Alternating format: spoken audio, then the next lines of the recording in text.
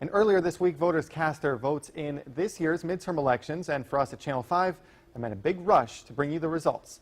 Photojournalist Jonathan Camacho gives us an inside look with tonight's photographer's perspective. Election day is one of the busiest days here at Channel 5.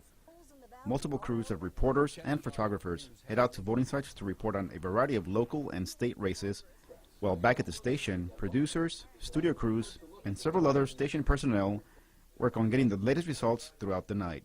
Preparation begins weeks in advance so that we can be ready for the long day and bring the best coverage to the viewers. Preparing for elections takes time. It also takes a team. We gathered all the races, which really were about 100 races across the entire valley, several ballots.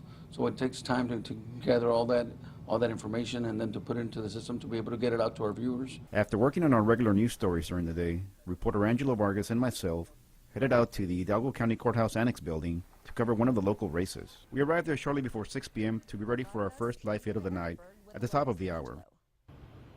Yes, we're here at 317 North Klausner here at the Elections Annex building. When we arrived, we saw long lines of people waiting to vote, both inside the building and by curbside voting.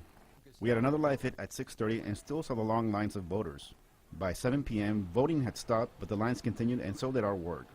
Well, it is around 7:24, and there are people still waiting in line. We counted about 13 cars out here. Between our live hits, reporter Angelo Vargas continued his coverage of the election through social media.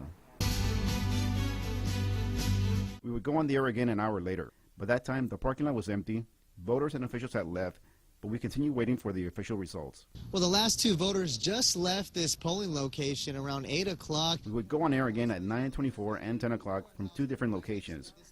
By the 10 o'clock newscast, we knew the winner of the race we were covering. Our final live hit would be from McAllen for the 10:30 newscast, where we talked to the winner and gave the final results of our coverage. Election day is a busy day for voters, for those running, and for those covering the races. It's a long day for Channel 5 crews, but it's important that we bring you the best coverage that we can. From my photographer's perspective, I'm Jonathan Camacho for Channel 5 News, Sunday at 10:30.